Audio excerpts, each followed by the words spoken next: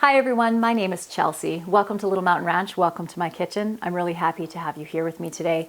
We are going to be doing a whole bunch of baking today for all of the snacks that I want to have available for my family throughout the week. This time of year we are super busy. It's just coming to the tail end of harvest season. Thank goodness we're just about finished with that. And we are getting the farm all ready for winter, which is actually a huge job. Not only that, we have a ton of activities that we have going on during the weekdays that mean that we are actually in town quite a bit. So for me to get all of the snacks that we need for the week prepped over the weekend just makes the week that much easier. I'm also going to be getting a big batch of bread baked for the upcoming week as well. And then making dinner tonight. I have talked before about how it's my preference to get dinner done in the morning. I just find it a lot less stressful and I have most of my energy in the morning. So we are going to be making spaghetti for dinner tonight, and we are going to be making the spaghetti sauce recipe out of my cookbook. One of the things that I do to make batch cooking days like this a lot easier on myself is to collect up all my ingredients that you can see over here on the table and get any of the prep work that I need done for every recipe that I'm going to be cooking before I start actually assembling everything. So today we're going to be making the spaghetti sauce, and this requires some squash. So I have the squash already baked up in the oven. It also requires ground beef, which is cooking on the stove over here, onions and garlic, which I already have all chopped up over here. We have some pumpkin butter thawed from the freezer. Also have some peppers over here as well. And I find that that just makes it so much easier and so much more organized for batch cooking days like this. The other thing that I do, of course, is collect up any of the recipes that I need. For the most part, I don't usually use recipes in most of the meal prep that I do, but when it comes to baking, I usually use recipes. We're gonna be making some granola bars today, so I do have our granola bar recipe printed out here.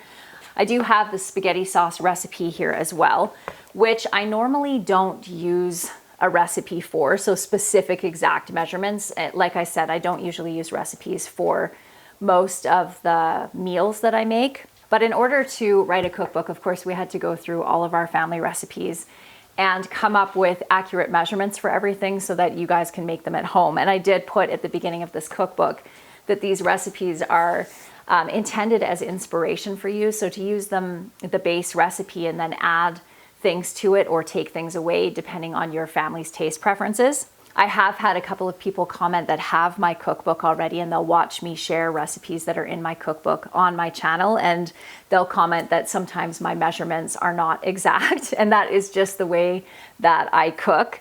So I will, for the sake of ease for you, make sure that I use exact measurements for the spaghetti sauce recipe. If you would like copies of the recipes that I share, you can buy the cookbook, of course. I don't have pre-sales available probably again for another couple months, but there is a digital copy available. But I am also sharing recipes out of my cookbook on my newsletter, so for my newsletter subscribers, and I do have a link for that down in the show notes below if you would like to access the written recipes that way. But you can, of course, get a pen and paper out and write them down from this video as well. Once I've gathered all my ingredients and I've done all my prep work, I kind of organize for myself what the best order is for doing the recipes depending on rising times, baking times, and things like that. So today we are actually going to start with making the bread because the bread has the rising times in between, so we might as well get that started first. And we're gonna give our ground beef over here a quick stir because it's probably pretty close to being done. I actually cooked this from frozen. So if you're going to cook ground beef like this from frozen, just keep it on low, put a lid on, and break it up every so often. This is just sort of my go-to recipe. I don't have this recipe written down anywhere. So we're going to put in 3 teaspoons of yeast, 4 cups of lukewarm water, around 1/4 cup of honey, 4 cups of all-purpose flour. Give that a little mix. Just scrape down the sides And then we're going to add 2 cups of stone ground whole wheat flour. I'm just going to let this sit for a couple of minutes for the yeast to activate. And while this is sitting, we are going to add our onion. I have 1 large onion and 3 cloves of garlic over here that we're going to add to our ground beef.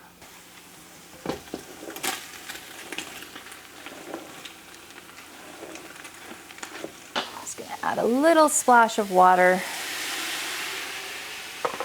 and let this cook for a few minutes while we finish up with the bread. Now a couple of cups of the stone ground flour and 2 teaspoons of salt. And now we'll just keep adding flour to this until it is the consistency that we want. Keep in mind that when you're using a mixer, your kneading time will be cut just about in half because this is a lot more effective than hand kneading. And so I usually do about 4.5 minutes or so. And I start that time once all my flour's been added. Oh, you know what I just about forgot? Is the oil. So you're also going to want around half a cup of vegetable oil. You can use avocado oil, olive oil, which is what I usually use, but I have avocado oil today, so I'm going to add that. Sometimes I'll throw a couple of eggs in my bread as well, but our hens have started decreasing their laying production, so I'm not going to use eggs. Okay, while this is mixing, I am going to come over here and start adding our ingredients to our spaghetti sauce. A teaspoon of basil, 2 teaspoons of oregano, 2 teaspoons of thyme,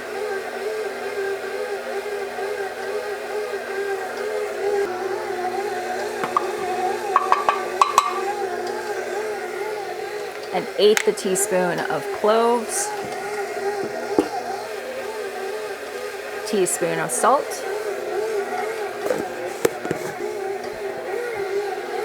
teaspoon of pepper,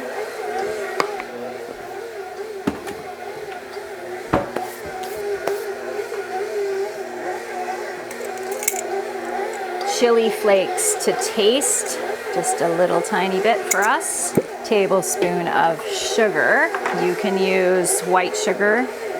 I have brown sugar out already, so I'm going to throw in the brown sugar. To stir until it is nice and fragrant. Oh, it already smells so good.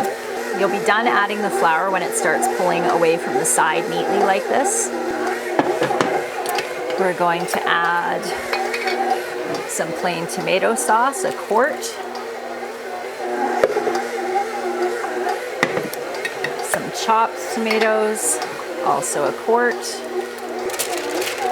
So we have our squash that I just took all the seeds out and then placed face down. A cookie tray, baked at 350 for around 35 minutes or so. So we want 1 cup, whew, that's warm, 1 cup of squash. And since we have a little more than a cup, we're just gonna add all of this.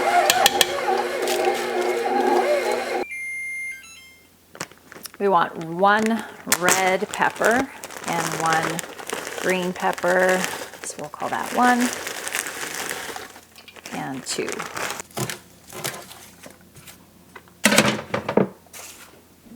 Two stalks of celery, and I'm adding the tops as well since these were pretty little stalks. And before we add our tomato paste to that, I'm just going to get our bread over here, which is all kneaded and ready for its first rise. Add a little bit of oil into the bottom of a large bowl, and then put our bread dough in, and then we'll rise this for an hour. And while this is rising, we should be able to get pretty much everything else done.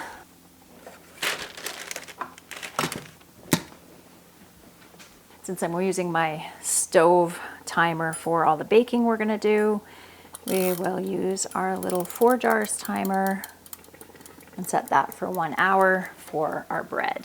So we also want to add some tomato paste to this, 2 of the little 8-ounce tins.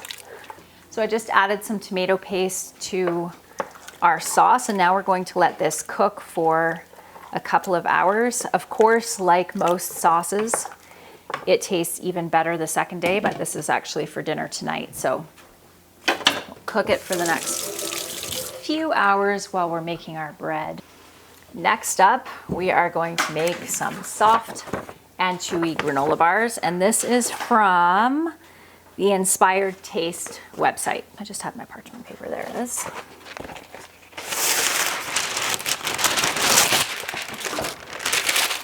So 2 cookie sheets with some parchment paper on them. Actually, I can use this one to roast up our almonds and our old-fashioned rolled oats.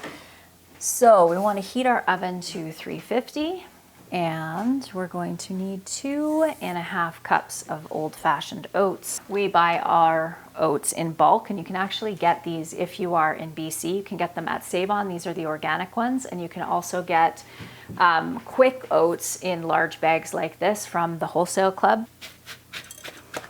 So this is supposed to make 12 bars. So you know what? I'm going to double it. I'm going to coarsely chop up 1 cup of almonds.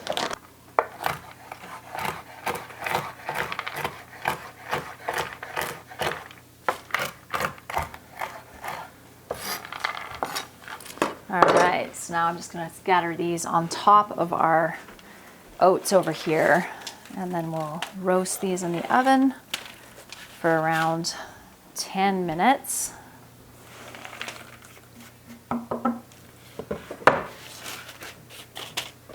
Two-thirds a cup of honey, and we're going to put these next 5 ingredients into a saucepan and heat them up.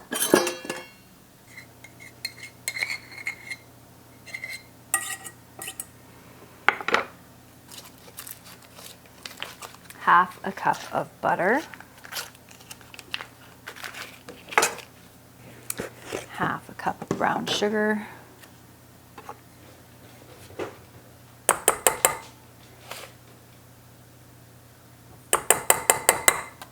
a teaspoon of vanilla extract, and a little bit of salt. We'll leave our flour out because we'll use that for our muffins. We also need some cranberries.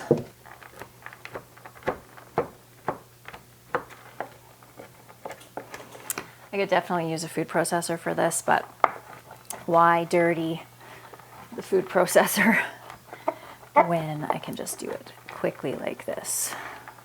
And we need a few chocolate chips as well. We need a good size mixing bowl. While those oats and nuts are roasting in the oven, we are going to start putting together our pumpkin muffins that we're going to make, and we are going to use some of the pumpkin butter that we made last week, I think.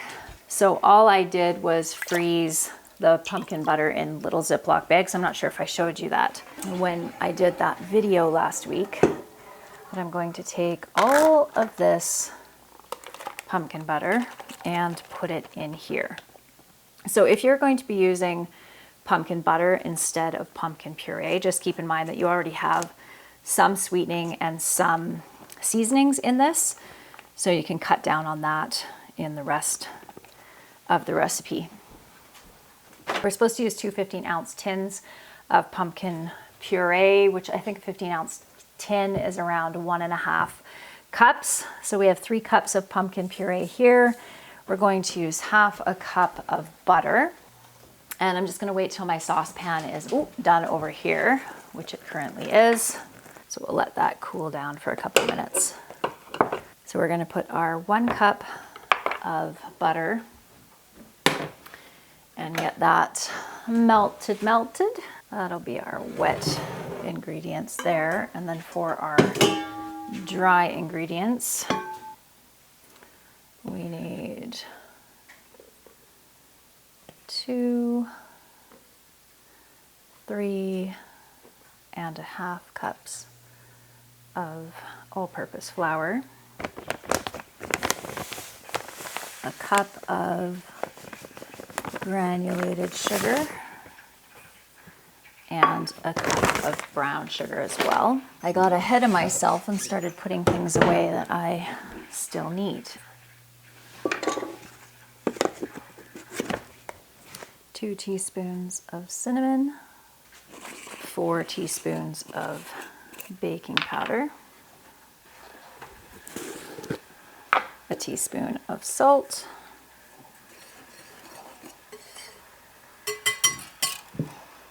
we'll set our dry ingredients aside here. Our pumpkin butter is a little bit frozen here. 4 eggs. Our oats are just about done, so now we're going to mix in our melted butter into our pumpkin puree and egg mixture. Now we're going to mix up some pumpkin pie spice. Okay, I just have a pint jar here, and I'm going to add 2 tablespoons of cinnamon, a tablespoon of ginger, 2 teaspoons of nutmeg, 1 teaspoon of allspice, and half a teaspoon of cloves.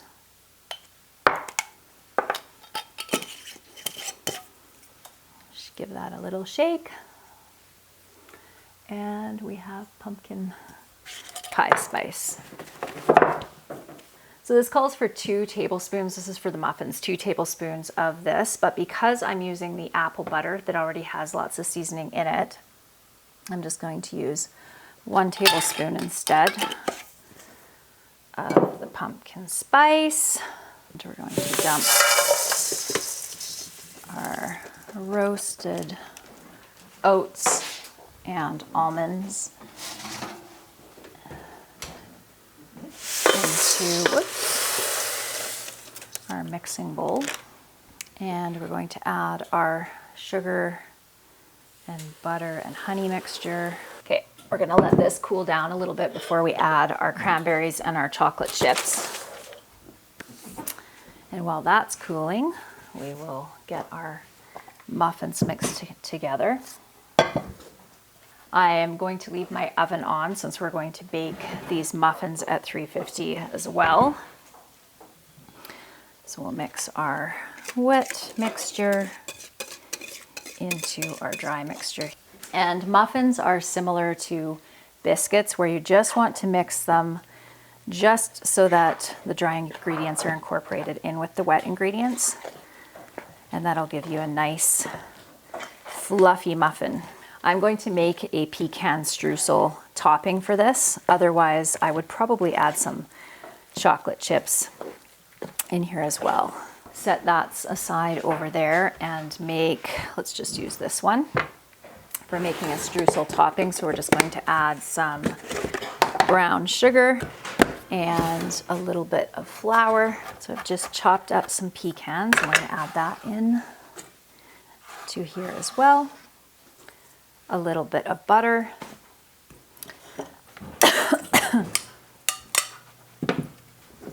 A few chocolate chips.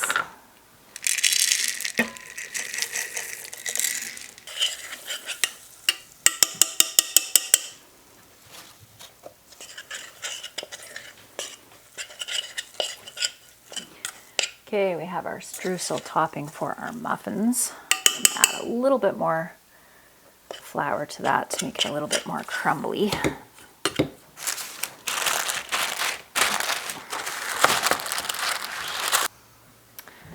So we are going to pop these. They look good. That looks pretty good, hey? So we're going to pop this in the freezer for the next half an hour. We have some greased muffin tins over here. And we are going to get our muffins into the oven.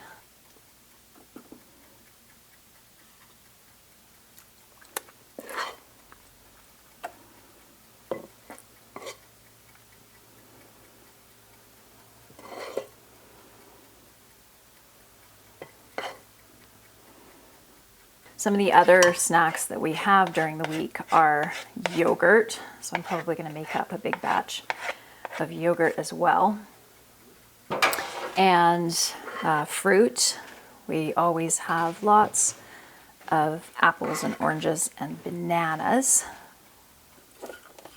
So I'll put some streusel topping.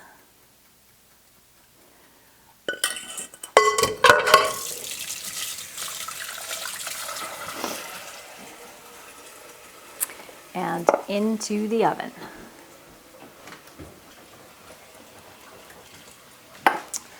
We have 15 minutes left until it's going to be time to form our bread. So I'm just going to reuse this mixing bowl rather than dirty another one, and I'm going to put together a batch of oatmeal cookies as well. That spaghetti sauce is smelling so good. So these are kind of your typical cookie, lots of sugar, lots of butter, 1 cup of white sugar and 1 cup of brown sugar. And we also need some butter, but I just used all the butter that I had thawed. So I'm going to have to melt this.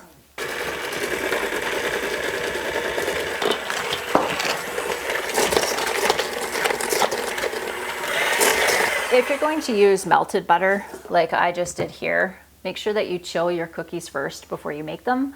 Otherwise, they'll spread out really fast. It definitely put too much muffin batter in those muffin tins. They're huge. They've spread out all over the place. And there's our timer for our bread. So I can leave that bread for an extra couple of minutes while I put together these cookies. Our egg, 1.5 cups of oats, 2 cups of flour, a teaspoon of baking soda, and a teaspoon of baking powder.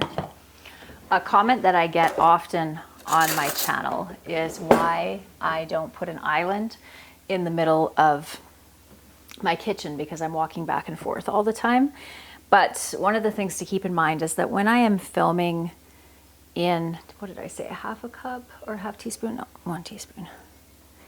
Is that when I am filming in my kitchen, I film on this counter that you are currently on right now, because it is the best spot for filming in my kitchen. However, but when I am baking in my kitchen, I often use that counter back there. And that's where all my baking stuff is, in underneath. And the other thing is that our kitchen is a super high traffic area. This side of the kitchen is open intentionally. This countertop here used to actually go this way, but it really blocked the flow in and out of the kitchen and made a lot of congestion in here when there was more than one person in the kitchen at a time. So we actually made it deliberately open this way for our family's needs, because there's usually 3 or 4 people in the kitchen at any given time. And this allows for people to be working in different areas of the kitchen without stumbling over each other. Since there's so much sugar in here already, a few extra chocolate chips aren't gonna hurt. And I was going to add some almonds, but since I just opened up a bag of peanuts here, or not peanuts, pecans, I am going to add some crushed up pecans. Cookie dough is all mixed up. I'm just going to pop that in the freezer to chill it.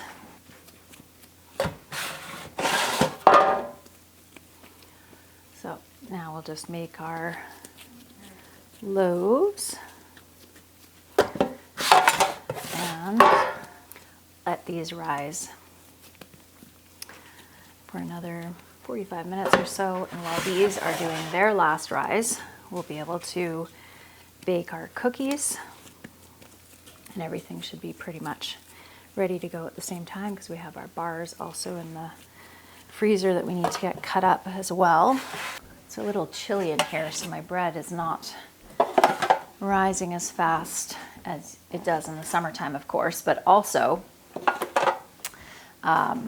I usually use the bread proofing option in my oven, And that is currently occupied with baking and obviously far too hot for rising bread. I'll be back with you when everything is out of the oven. All right, friends, let me show you what we ended up with after today's work. Really, really delicious spaghetti sauce. It smells incredible. 4 beautiful loaves of bread, a bunch of oatmeal cookies.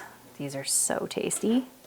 Our beautiful pumpkin streusel muffins, and our little granola bars. I made them into little granola bites instead of bars. And for all the little bits that fell off, I just put them in a jar and we'll just use these as granola. I am really happy about all of this food. We're actually on our way into town now, so having this done means all I have to do is throw the spaghetti on when we get home, and supper's all ready. I just have to pop the bread. I just pulled these out of the oven, but I just need to pop these out of the tins and then get everything put in containers, and we are good to go for the week.